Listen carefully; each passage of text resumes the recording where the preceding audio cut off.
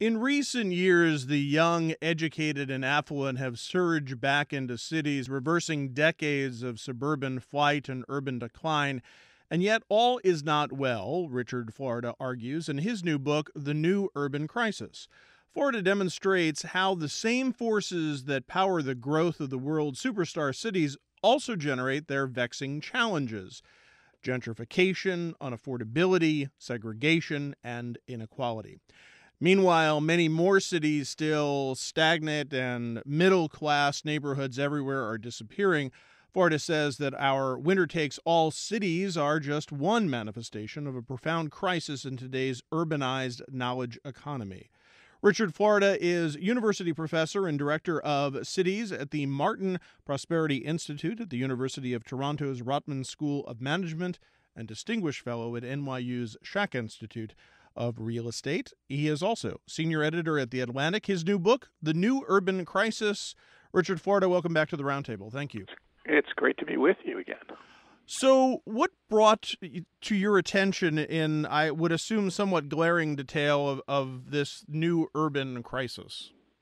Well, I moved to Toronto about a decade ago, and before Trump was elected in a populist backlash in the United States, Toronto elected its own, probably the first modern populist, Rob Ford, the notable for his use of crack, among other things. Yes. And I think seeing Rob Ford rise to the mayor of a dense, innovative, knowledge-based, progressive, open-minded city really, really drove home to me that there were these incredible new divides in our society between really the affluent and educated people who were flocking back to the urban core, to neighborhoods adjacent to the city center around transit and subway hubs and so on and so forth, and pushing out less advantaged people, working class people, further and further away, and really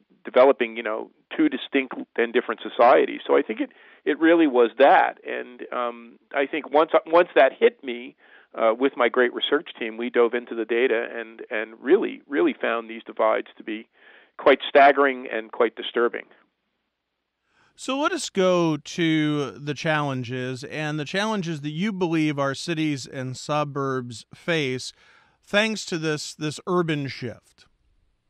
Yeah, I think I grew up in New Jersey. I was born in Newark, and I grew up in New Jersey and witnessed the old urban crisis. And I say in the book, I think witnessing the old urban crisis, the riots in Newark, the factory where my dad worked in as a working class blue collar person, the factory doors shuttered. My mom worked at the local paper, the Star Ledger, that was now ringed by fences and barbed wire. Industry, business, commerce, the middle class all moved to the suburbs. And I think as industry and business and technology and people have moved back to the city, we've gotten something quite different. And the way I phrase it in the book, it's if the middle class in the old urban crisis left the city for the suburbs, now what we're seeing is really the evisceration of these once great middle-class neighborhoods that were really the platform for upward economic mobility and the American dream. And the staggering statistic I use in the book is that in 1970, more than two-thirds of Americans lived in middle-class neighborhoods. Now less than 40% of Americans do. And the middle class has declined in more than 200 of roughly 230 metros for which data are collected, metropolitan areas for which data are collected. So this is a pretty staggering shift. And worse yet, the middle class decline, along with inequality, along with rising economic segregation, are worse than our densest, most vibrant, largest, most innovative, and most knowledge-based, most educated cities and metro areas. So I really think this new urban crisis is about really the hollowing out of the middle of our society, the middle class and the middle class neighborhoods that really were the drivers of the great American dream. I mean, you talk about this in the book, but poverty and economic distress and crime, which we think of as urban city problems, have spread into those suburbs. And this crisis of the suburbs is really a very large dimension of what you're writing about, of the new urban crisis. I think that, these phrases that were so helpful in my father's era, the city and suburb, are no longer as helpful as they once were. And yes, you are absolutely right. There is now more poverty, more people in concentrated poverty living in suburbs than cities. The people who used to be in poverty in cities have been pushed out into the suburbs. It's the top 10% of income earners who've moved back to our cities, and the bottom 10 who've been pushed to the suburbs. And I think you really saw this in the election, where Trump mobilized these kind of angry voters who felt they were being left behind in the suburbs. And really, that's what swung the election. It was a very close election, obviously, but what swung it was the voters in these very distressed suburbs and exurbs, particularly in the Midwest and Rust Belt states. So, and I think crime has risen, and all the social pathologies we used to think of as urban are now suburban. That's why in the book I say we should really think of our society no longer as divided between city and suburb, but as a patchwork. I call it a patchwork city or a patchwork metropolis. We have these small areas of concentrated advantage in the city center, around subway stops, around great amenities, beautiful waterfronts in cities like LA or Miami, or lakefronts and mountaintops, and then much larger spans of concentrated disadvantage in the old urbanized areas and untransformed areas of the city, but also then spreading well out into the suburbs. So I really think the new urban crisis not only spans the center cities, but our urbanized suburbs as well. In that concept of spreading out, you talk about these places where there's a phenomena where certain places will urbanize, but they stay poor. There is no growth. They just stay in that. They move into an urbanization, but they don't grow as a result of that. Yeah, and I think we see that less in the advanced countries like the United States or Canada or the advanced countries of Europe.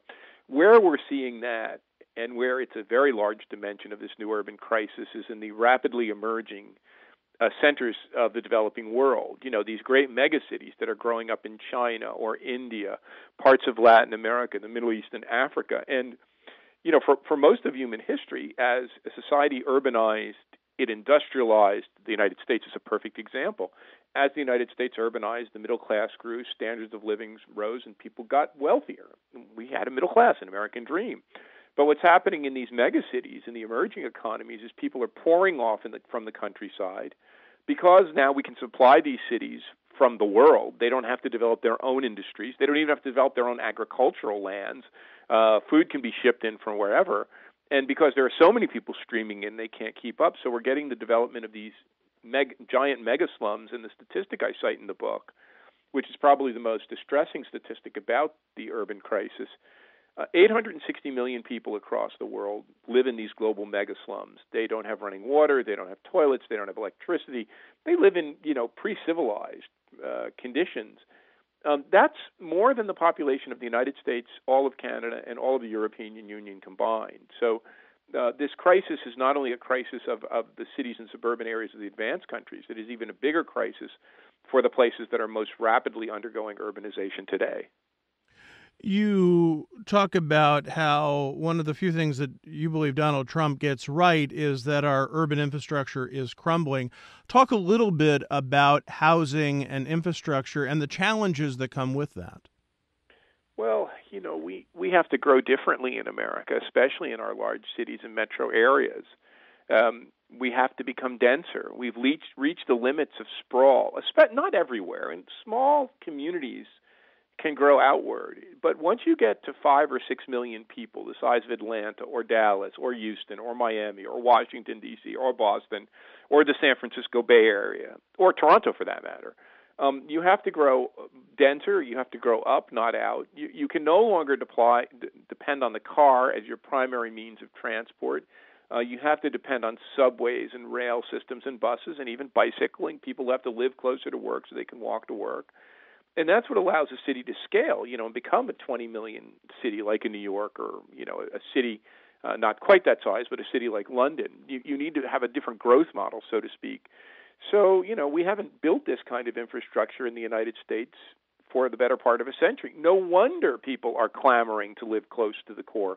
No wonder prices are going up. No wonder people are, dying to live near subway stops in big metropolitan areas like New York or Washington, D.C. So yes, we have to, and of course our railroads and bridges and roads on top of that are falling apart. So we need to invest in infrastructure, and we need to build more housing, but not just suburban homes, which we massively subsidize through the mortgage interest tax deduction and other mechanisms. We need to build more affordable rental housing for the people who need it, blue-collar workers, blue-collar service workers who need that housing in our city. So it's a tall order. And in that, it also, and I think you wonderfully explain this in the book of why, and that exactly is why cities are so important when it comes to our American living standards.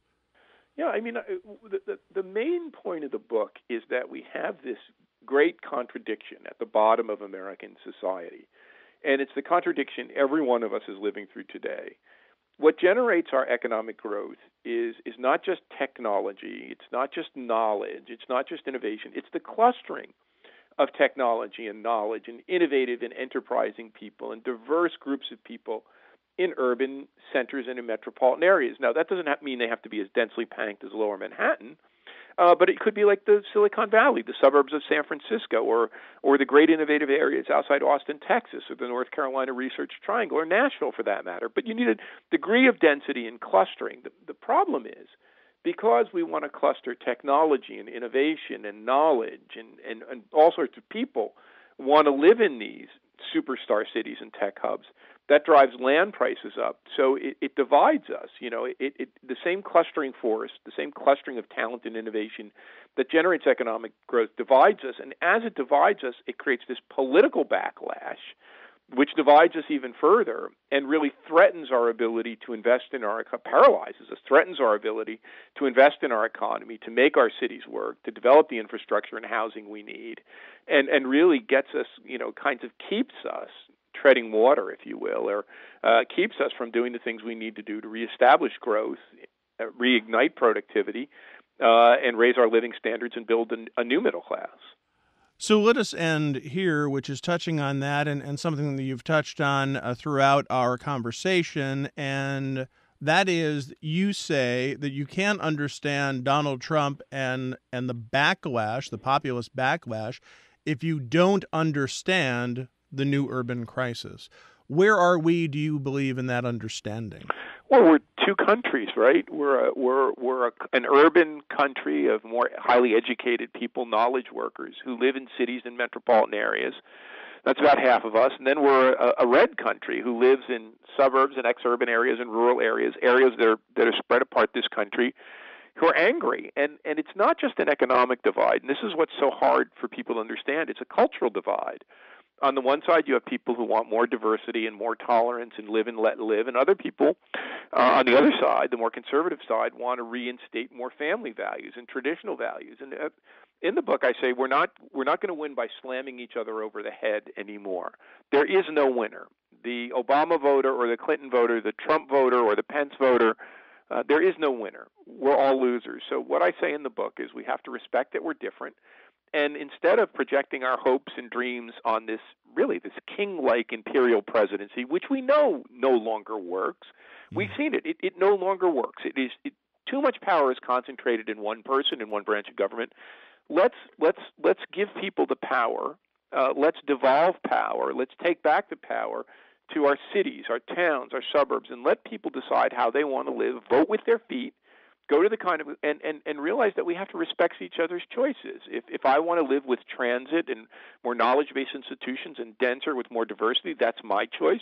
If someone else wants to live a more suburban or rural way of life, depend on their car, and live in a more homogeneous community, that's their choice. And we know that when cities and communities are empowered, they can do what's best for themselves, and they compete. They compete for talent, they compete for brains, they compete for investment, and out of that competition, we'll get a better society. So I think the real key is really to move away from this overly centralized federal government, this overly and dysfunctionally so overpowered and overprivileged executive branch and presidency, and put power in the hands of people in their local towns and communities and burgs and let them build the kind of towns that they want to live in for themselves and their families. The full title of the new book is The New Urban Crisis: How Our Cities Are Increasing Inequality, Deepening Segregation, and Failing the Middle Class, and What We Can Do About It. The book is published by Basic Books. Richard Florida, it's always a pleasure to have you on the program. Thank you very much for sharing with us. Oh, thanks for having me back. Great pleasure. Thank you. Again, the name of the book, The New Urban Crisis by Richard Florida. You're listening to The Roundtable on WAMC.